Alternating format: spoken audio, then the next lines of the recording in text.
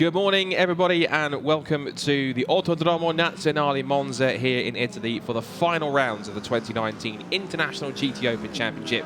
You can see the air and track temperature 13 and 11 degrees respectively, and it is starting to brighten up a little more and warm up a little bit more here on this autumnal Monza morning here in northern Italy, just outside Milan. Good morning, everybody. Scott Woodward's here to guide you through all the action on what is a crucial weekend for the championship, because there are 4 crews in contention for the title. 16 points separates them, and there could even be a possibility that even today in the first race, if results go their way, we could see Albert Costa and Giacomo Altoe wrap up the championship. They have an 11-point lead coming into the weekend over the first of the 2 Teo Martin Motorsport McLarens of Enrique Chavez and Martin Kodrich, and then Mikael Grenier and Norbert Siegler, followed by Fran Reda and Andres Sarabia. So 16 points covers the top 4. They are the ones still in contention, and it is all still to play for. Elliot Wood's also here alongside me as well. And it's great that we come into the weekend here with such a close battle in the championship. 4 crews could potentially win it, but of course at the moment, given on recent form, the favourite would suggest it goes to Albert Costa and Giacomo Altoe, but we've already seen in practice already this weekend that the McLarens are on the way back up, because they were the ones that ultimately quickest out there in practice over the free practice runs yesterday.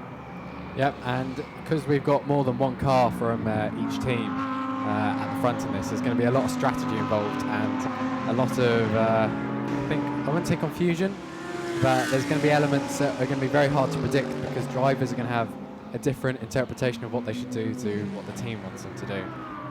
But in qualifying sessions, they should be working together to help them go as fast as possible, because the tow does still amount to quite a lot in the GT car. Speaking of GT cars, he hasn't got a tow at the moment, but that was one of the onboard shots from one of the McLarens. That was with Martin Kodrich, but that was a great view of just how quick it is as he was going through Curva Grande. Here's one of the Raton Racing by Target Lamborghinis, and here's its teammate, car number 19. So the number 90 car has Christoph Lenz and Alberto Di Folcio at the wheel, and the number 19 car is Jaiton Liang and Raffaele Giammaria. That car just going through the shot there at the bottom. That's one of our 2 guest cars for the weekend. That's the Fricadelli Racing Porsche GT3R with Klaus Abelin and the last year's, or the former Porsche Carrera Cup Germany champion, Thomas Breening, who has now become a Porsche Junior and is also now part of one of the development drivers for Porsche's Formula E team, so definitely coming up the order. But he's someone in junior ranks, of course, Elliot, that you're familiar with, because he's come up to the ranks in Italian and German F4 before he made the switch up into Carrera Cup as well. Yeah, he was very impressive when he first started his car racing career in single-seaters, but sports cars has definitely been his home, I should say, because he's definitely extended his career and brought it to a lot higher level. And obviously, because you share a car in a lot of sports car racing, he's learning from all these drivers he's racing with constantly. Yeah, and of course there's a very, very good chance if things do go his way in many cases, of course, with his association now with Porsche's Formula E team, he could find himself back in a single seater, just a very different single seater to the one that he's been used to, with main electric power rather than petrol power.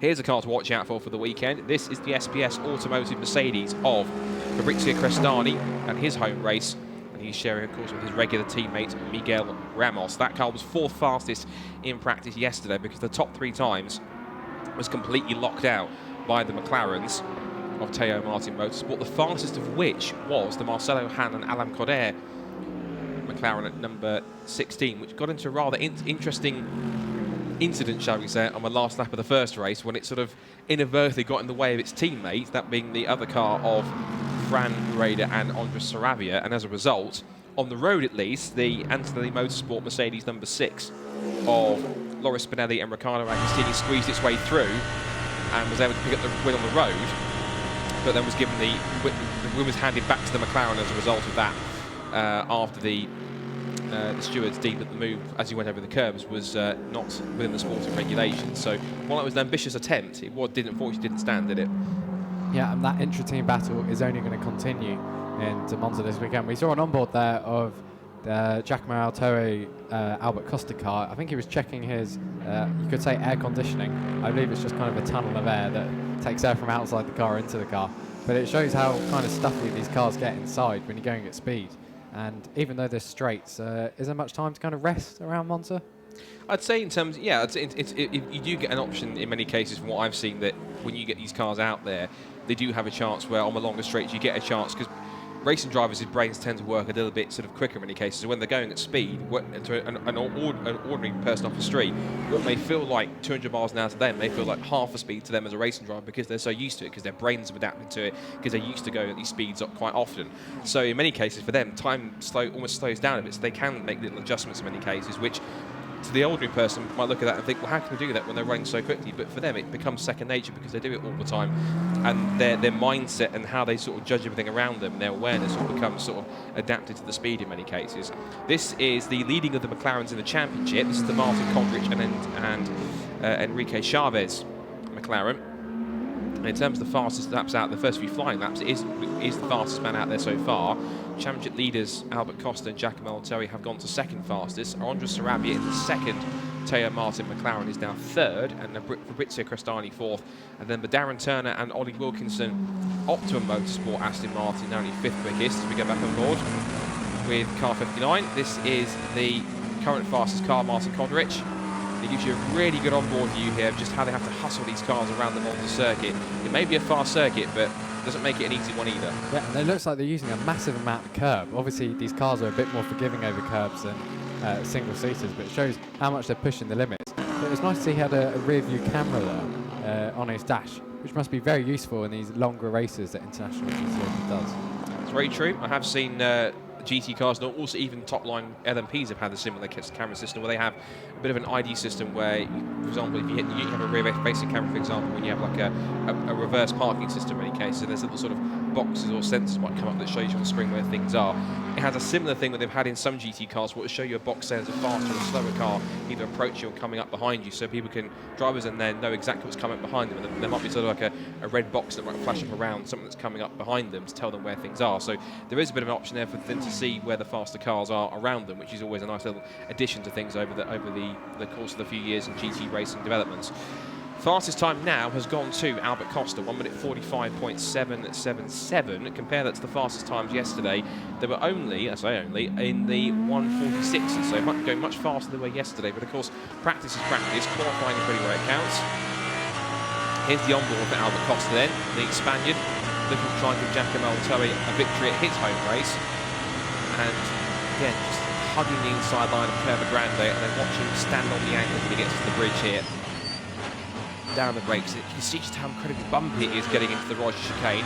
Hops over the left and right on the exit, keep it nice and tidy.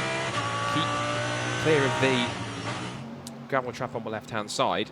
And the car immediately in front of him is the car that carries our other main onboard camera, Martin Condrich, as he makes his way to the second Lesmo. And so in many cases, these guys have got to do a bit of a rebound job, because they didn't score any points in what was a very topsy-turvy, very sort of up and down first race, when the weather conditions went from sort of full wet at the start of the race to fully dry at the end, a massive contrast in weather.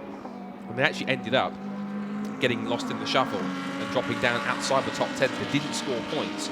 And then in race 2, they had a bit of a switch around with their teammates, which was the Michael Grenier and Norbert Siedler Lamborghini, and actually ended up in second place. So these guys, I'm sure, not only they've got to get out there to try and win the championship, but I think they've also got a bit of a point to prove at the same time. Yeah, you would initially have considered them the de facto #1 lineup in that team, but over recent races we've proved how competitive it is between the two cars and how close it can get. Car number 17, which is Andres Sarabia, who was second or third fastest with the other Teo Martin car. He's had his most recent lap deleted and the next one for track limits turn 11, which is Curva Parabolica. So I imagine that just means he's got an extra bit of speed going down the pit straight, which gives him an unfair advantage going into his next qualifying lap. Yeah, and there aren't any of those sort of outer curves on the exit Parabolica to deter that, after we had a rather nasty incident for Alex Brody, who I think from my understanding is recovering well after his incident in the Formula 3 race at Monza a couple of weeks ago on the Grand Prix weekend. So they've removed those curbs for safety reasons. Here's the Darren Turner Aston Martin getting a nice tow from one of the Raton Racing Lamborghini. You can actually hopefully see him, I would have thought, possibly get himself either top of the speed traps, or if not, possibly getting himself to near the fastest, if not maybe the fastest first sector with that tow, because he was right underneath the Lamborghini's rear wheel, which would have given him a massive tow and a great run down the straight, which would have cut out a lot of the air resistance. Yeah, even with the tow, there's a massive disparity between kind of the maximum speeds that the different manufacturers in the strategy can achieve. I'm not sure which one's the very fastest, but just looking at the top of our times here, the McLaren is consistently at least 3 or 4 kilometres faster than the Lamborghinis, and these are the title contending cars. So if it does come down to who's ahead on the grid and who's fastest down those 3 long straights, it may go down to the McLaren at this rate. Yeah, there were some conversations when I sort of arrived yesterday. We were talking in the GT Sport sort of hospitality area, talking with a few people, and they were saying effectively watch out for the McLarens because they will be the fastest cars out this weekend. The fact they took the first 3 places in free practice across the day pretty much proves that. A little bit pleasant surprise it was the Marcelo Han Alan Correa car. Maybe the other 2 was maybe sort of working a bit more on setup in other cases. Kodrich, speaking of the McLarens, was fastest in the first sector, then it dropped to about almost a quarter of a second off the fastest time. Again, without too much of a benefit of a toe, he dropped to just over 4 tenths off the best time, and he's still got to find at least 3 tenths to make up to try and get closer to Albert Costa. We should mention that whoever's running in this qualifying session is effectively named as driver 1, so they will start race 1 and hand over to their second driver, and then for tomorrow morning's qualifying session for the second race, we go back on board with Albert Costa and Giacomo Altoe. Albert Costa at the wheel will be the second driver that will qualify the car and start the race, and then driver 1 will jump in for the second stint in race 2. Yeah, and I was chatting to Teo Martin's motorsports boss, Emilio Di Villota Jr. and Emil Frey Racing guys yesterday, and they were talking how they've used the cars this year.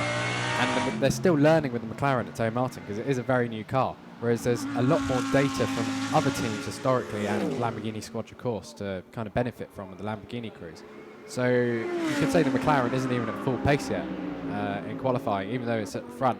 There's more to come from this car before the end of this weekend, and because it's the last weekend of the season, they are going to want to get as much out of it as possible with data. So when they go into next season, they're starting on the front foot. I think it helps with the fact that it's a team that runs 3 cars. Of course, you've got effectively. I think it's the only team that runs 3 cars in the championship, which means that effectively they've got so much data they can pull. So you're absolutely right. The one thing they want to do over the winter is to continue to develop that car over the winter to make it even quicker and quicker. When we've seen, for example, in British GT, where we've had the Balfe Motorsport McLaren, it's been quick and up there at the front, but had a bit of misfortune. Only won its first race of the season at the season finale a few weeks ago at Donington Park. But up until then, it was a quick car, and especially the second half of the year when it was up there constantly on the podium, constantly near the front, constantly setting fast lap times. Just bad luck, so they didn't get their first win until the end of the season when it all came together. So this is a car which I think we both agree has a lot of potential underneath it. And in fact, it may just need the winter and possibly the early part of next year. So by the time they get to this point in the cruise for the championship next year, they can be in a position to potentially go ahead and properly win it. They're in that position this year, but of course they're still learning the car at the same time. Whereas they'll have a lot of the season's worth of data for next year. They could be even stronger than they already are now. Yeah, and both of our leading McLarens are in the pits now. The Kodrich car and the Andre Saravia car. Albert Costa's still out on track. And if you are trackside this weekend, or you're seeing a GT race in the future, the Lamborghini is the one that sounds very, very kind of fraughty. It's a really loud car, and the McLaren would best be described as a spaceship in its audio qualities. Yeah, the McLaren, I think it's got, if I'm correct, it's got some of I think a flat plane crank V8, I think, if I'm correct. That, but it's a McLaren developed engine themselves, so it's quite unique. It's not quite a European sounding V8 like the Ferrari that's just gone past the pits here, but it's not exactly an American sounding V8 like you get in an American GT car like a Corvette or a Mercedes in many cases. It has got a bit of an interesting sort of, it's somewhere in the middle in terms of it's got qualities of both in terms of its sound, but it's a fantastic sounding car, and obviously it goes well as well. Of course, it's very well aerodynamically optimised in many cases, so looking very good in terms of, as you say, continuing that development going forward. Here's a car that certainly sounds very raughty and American sound, the Mercedes. This is one of the 2 SPS Automotive cars, Valentin Pierberg at the wheel, and he looks like he will start that car in race 1 before handing over to his British teammate Tom Onslow Cole. Of course, is a former BTCC man, and BTCC is concluding this weekend at Brands Hatch, so I'm sure he'll be keeping tabs on what's going on over in Kent, as well as his own duties here in Monza. And Valentin has been learning from him the past 2 seasons in many cases and getting quicker and quicker, and looks like Tom's been a really good co-driver for him to learn from, and certainly has helped Valentin develop, because I think from where he started with him at this point up to where he is now, there's a big difference in how quick he's been. Definitely. We say this every weekend on GT Open Races. The amount of progress Valentin Pierberg has made under Tom Onslow Cole's watch is incredible. The Mercedes AMG GT3 is kind of a successor to the SLS AMG GT3, and that was a front-engined car with a very long nose, to put it lightly. And at tracks like this and Algarve in Portugal, ones with very, very long straights, it was always really, really quick. But we haven't really seen that so far at Monza this weekend. Yeah, looking at their time so far, I mean, the fastest Mercedes has been their teammate, the SPS Automotive car of Miguel Ramos and Fabrizio Crestani. And then we've had the Antonelli Motorsport number 6 car, Loris Spinelli and Riccardo Agostini, 6th quickest in practice yesterday. And then the next fastest Mercedes came down to this car in 10th, and the HTP Motorsport Mercedes of Alexander Hracovina and Martin Conrad that's competing for the AM category this weekend in 11th fastest. We're just seeing both of the Emil Frey Lamborghinis just having a conversation in the pit lane. Albert Costa there talking to his team as they're sort of wheels off, as they're sort of doing a couple more setup tweaks and changing the tyres to kind of set them up for another part of the lap.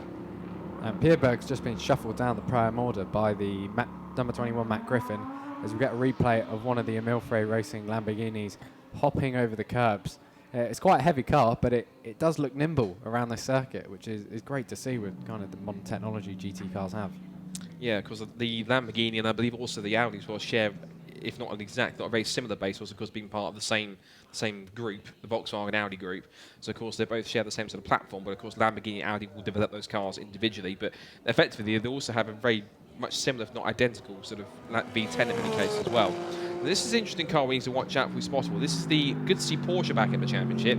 This is the Fricadelli Racing, Klaus Abelin and Thomas Preening Porsche. We talked about Thomas earlier on, but Klaus Abelin, he's someone who I think he made his money mostly as a butcher or in the meat industry. Well, it's advertised on the side of the car. Absolutely. So it's obviously it's made his fortune there. But also, well, he's a racing driver. That car's been mainly competing over in the VLN Championship in Germany, as is that team. They are assessing options for next year, and GT Open is one of them. So it'd be good to see a Porsche back. We're going to get a Porsche back anyway, because of course we've got a Porsche coming in, which is being looked after by Nicky Luttweiler, who is competing for the GT Cup Open title. That car's going to come in next year. It'd be great to see a second Porsche. And so the team has said that they're using this weekend here at Monza as an assessment to see how they get on in GT Open. If it runs well for them, we could see more of that car next year. Yeah, a Porsche is quite an irregular car in this championship. Obviously, with it being essentially a kind of a Hispanic series, we don't get that many German cars until very recently. But the Porsche has also got a very, very long development history, which means in racing terms, it does have even more data than the likes of the Lamborghinis. Absolutely, and but Porsche's obviously been a staple of sports car racing for ages, so it's certainly one of those manufacturers that in any form of GT or sports car racing certainly has a place wherever it goes. Good to see this car back on the grid. It didn't appear at Barcelona, but it was last time out at we last saw it at Silverstone. This is one of the 2 Spirited Race Ferraris we've got this weekend. This is the Duncan Cameron and Matt Griffin car in the fantastic British Racing Green. The other car is one of the 2 guest cars we have this weekend, which is not scoring points. So both that and the Fricadelli Porsche are not down points. They're down as guest cars. So if anyone finishes ahead or behind them, they'll still gain the points that car would have scored had it would have been classified as a point scorer. So the other car they've got on the weekend is the bit of an American fill in many cases. You've got the North American Francesco Pierbenetti, who's got a lot of Ferrari Challenge and IMSA and Michelin Le Mans Cup experience, but he's partnered with a very experienced co-driver in Brazilian Osvaldo Negri, of course, former junior single-seater star. He's raced in Formula 3000, he's raced in British Formula 3, he's done Sudan Formula 3 and Brazilian, etc. But then there's been moved up in the last few years. He's been a staple of the American sports car racing scene in what was then LMS, which then became Grand Am as well. He's done the WeatherTech and now IMSA Sports Car Championships in many cases. He's got a lot of experience, particularly in these sorts of GT cars in many cases. For the last couple of years, he's been racing in the GTD class, which accommodates these kind of GT3 cars. That's a nice addition to the championship. He's only 17th, they were only 17th quickest yesterday in practice, but again, learning the feel of it. But with someone like Osvaldo, that's a lot of knowledge for Francesco to partner up with and to be paired with to learn from as the weekend develops. Yeah, there's a massive amount, and Ferrari does have its GT cars all across the world, Monza obviously being kind of its home circuit, so there's a lot of pressure on to perform from the fans this weekend. I actually spent a whole weekend with one of the Ferrari teams at Spa 24 Hours, and they all get technical support from AF Course and the Ferrari Customer Racing Program, including Spirit of Race. And there is a lot in that car that is being changed and developed still, even though I think it's 2 or 3 years old now. And Ferrari wants this car to succeed well, because it's essentially what pays for their Formula 1 team. By selling the road cars and selling the GT cars and having as strong as customer racing program as possible, helps them succeed in Formula 1, which is an odd thought given Formula 1's very expensive, but it works. So it's many cases, in some cases, with F1 and GT3, it's kind of like it's the old adage of race on Sunday and sell on Monday. So race well with the Formula 1 team, you can sell more GT3 cars. Yep, and in this case at Spa 24 Hours, it was race on Saturday and race on Sunday. Although we didn't do much racing because it was raining a lot, but it was still a fun experience all the time. Yeah, and of course as well, we can't forget that it is a home race weekend for Lamborghini as well. Of course, they're of course Italian brand as well. I know they're German owned, but it's still Lamborghini at heart, still Italian at heart in many cases. And of course, there are a good amount of Lamborghinis in the mix. I'm sure the Italian fans would love to see the Lamborghinis wrap up the title this weekend, of course, in the pro category. This is the car that can certainly do it, and of course, but their teammates are still in the mix as well. So again, that inter-team rivalry, I think Emil Frey have to accept that both cars are in the mix, and in many cases, sensibly, the gloves are off, but obviously they allow them to race, but of course they'll do it, I'm sure, firmly but fairly. But at the same time, there might be a few, if they do get into combat with each other for the title, if it comes down to the last race, might there be any fingernails left in that garage? Yeah, and I think Albert Costa has ignored team orders before. He's obviously a lot further into his career than his teammate Giacomo Alto, who shares a car. But I feel both of them share that hunger that they will do anything to win, besides anything, like hitting off their team. But they'll do anything within reason to win. So I think they would ignore the command of the team. But equally, if they do that, they might not just lose it to one another, they might lose it to the McLaren cars. So you've got to have a lot of spare mental capacity in the race, these drivers have to. And especially with how short this circuit is and how likely you're going to hit traffic as well to decide the title. It's going to be entertaining. It's definitely going to be very entertaining to watch. I think that's an understatement, given how competitive it's been the last couple of rounds that we've had it at Silverstone, particularly at Barcelona. And here's a replay of the Raton Racing by Target Lamborghini. That's the Jiatong Liang and Raffaele Gianmaria machine. Raffaele at the wheel, and he's doing the Rettifilio sort of slalom dance through the little sort of chicane through the runoff area. And I have to say, look at the time so far, this car and the number 6 Laura Spinelli Mercedes, these could be the, if you want to use it, the Mercedes cats amongst the championship contending pigeons, shall we say, because those two currently 4th and 5th fastest. And we've seen Cristalli and Ramos, they've been up there getting in the mix, but as well, of course, you remember, as we talked about earlier on, what Spinelli and Agostini did in race 1, of course, at Barcelona, and they showed pretty good speed in the developing conditions. It's bone dry here, but at their home race, and the team's home race, 5th quickest, that's a lot of motivation for them to keep on doing well. Yeah, and the car, I think their strategy over the last few races have been really good, because obviously we had changing conditions at Barcelona, but their pit strategy helped them, I think, move up at least like 5 or 6 places just in the pit window alone, let alone how many overtakes they've made on track as well. So there's definitely a possibility that they could, even if they're not level on pace, play a strategic blinder and get in amongst those title contenders, who may not even qualify at the front, remember, because the power of the toe, we may have one driver latching onto the back of another and setting a very quick lap in the remaining 6 minutes of the session. Yeah, there's still plenty of time to do it, and as you can see here at the moment, Albert Costa's on the fly at the moment. He's only going quicker, roughly around about 6.5 hundredths or so, but it might just be enough to kind of further exert the dominance of the session so far. He's up by just over 3 tenths per second. He's now up by, make that almost roughly, it's 0.3, well, it was, but it's now 0.308, because Darren Turner's put the Optima Motorsport Aston Martin now to 2nd fastest. So impressive effort from Darren. We saw it getting a toe earlier on with one of the Raton Racing Lamborghinis, but it looks as though Darren's certainly getting a lot of straight line advantage out of that Aston Martin. At the moment, that's one of its better results of the session. I remember it had pole in the second race at Red Bull, which then saw it go on and pick up a victory there, if I'm correct. So looks as though that Darren certainly knows exactly how to handle that. Of course, he's a former McLaren Formula 1 test driver. He's an Aston Martin Works driver, doing a very good job. And the Teo Martin McLarens are going very quickly as well. Andre Sarabia has just set personal best in Sector 2, but Martin Kodrich, fastest of all, first sector, 33.6. And his speed trap figure was a 276.9, which is slower than the McLarens have been previously in this session. So they might have done a setup change during pit stops to kind of eat more lap time at the expense of straight line speed. But look who's getting a toe from the Martin Kodrich McLaren, championship leader, so that could be interesting. So effectively getting a toe. So in many cases, I'm not sure Kodrich will Kodric hasn't really got a choice in many cases. He's on a hot lap, but he can't really back off because he's currently at the moment, well, they're both up on the fastest time of the session, but at the moment it seems that Costa, thanks to that tow he's just been given, has just gained about a tenth or so on Kodric, who was on a fastest lap anyway. Yeah, he gained a massive amount of time. Andre Saravia's gone into second place. If Kodric does back off, with a heat cycle of the tyres allowed to then get up back to kind of the maximum pace within the remaining 4 minutes we have. Well, he's got to get in a situation where if he does let him go, effectively he's going to use a lap to get behind Albert Costa by allowing him through, and then basically it's a one-shot deal. He'll basically get one more lap to go in order to get it done to get himself onto the provisional pole. Meanwhile, Albert Costa goes faster still. He's now got an advantage of about a quarter of a second, but Kodric did improve his time, but Costa in front. So there's an interesting little sort of back and forth game going on here between the top two at the moment in this qualifying session. Cristani currently third fastest with a personal best all round for them, third quickest, only a fraction ahead of where they were, but now the other top Mercedes in there, the number 6 Antonelli car is up to third fastest. And Martin Kodric is actually going to have his lap time deleted for track limits at turn 10, which is the penultimate corner of this lap. So that's not done very well for him.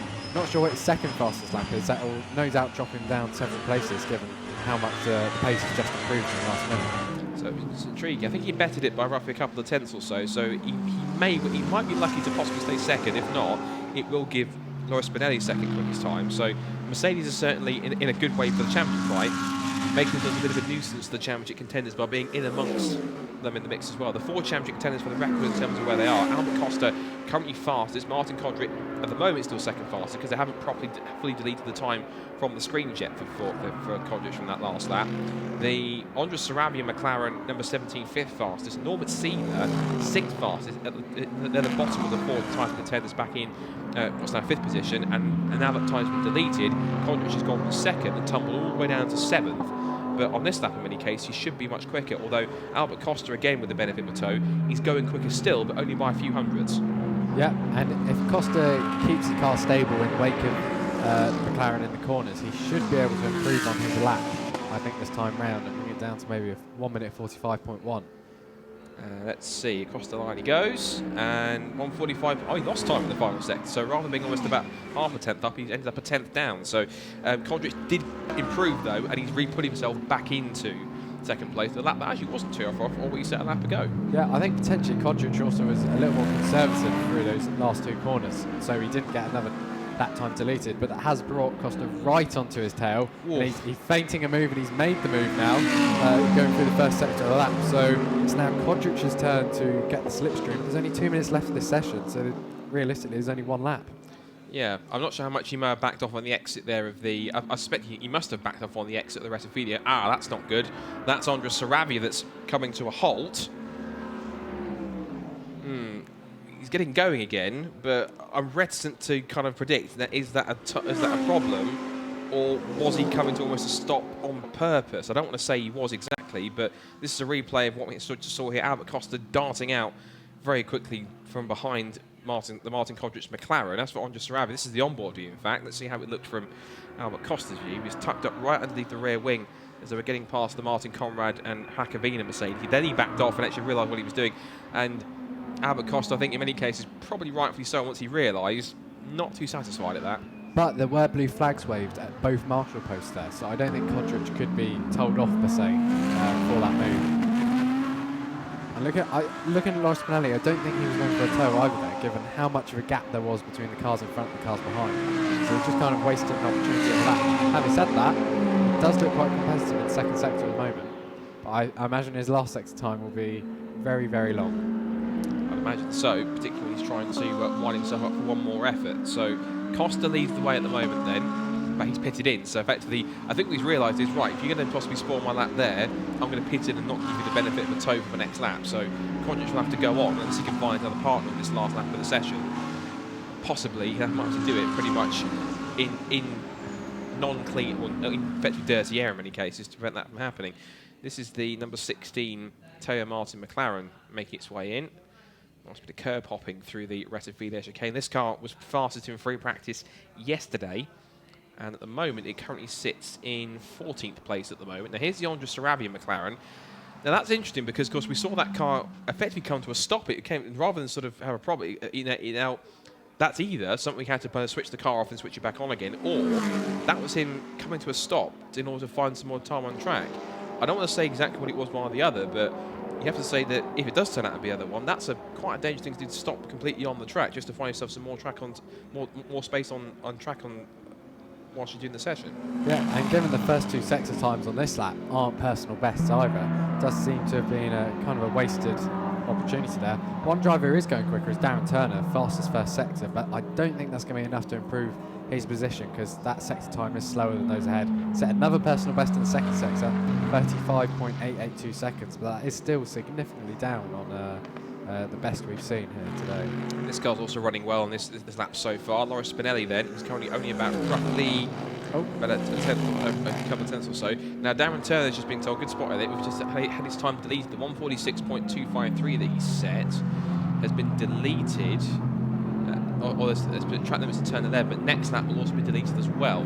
But his best lap in many cases anyway is a 145.999, so it won't actually harm him in many cases. But the lap he's currently on, if he does go quicker, he's going to lose that anyway. It's coming up to the checkered flag now. So through go the 2 SPS Automotive cars. Watching for Spinelli, he was only about a tenth off in many cases. He moves up to 3rd with his last effort, so that's a great run for the Antonelli Motorsport Mercedes to get up into 3rd fastest. They'll start on the 2nd row of the grid alongside the Norbert Siedler Emil Frey Racing Lamborghini, because that's managed to get 4th quickest in the final few laps. And the 2 SPS cars, Fabrizio Crestani 5th fastest, and as for Valentin Pierberg, he's ended up 9th fastest and 2nd in Pro-Am. But there's Albert Costa, delighted with his efforts in qualifying. You can hear him shouting with delight under the helmet.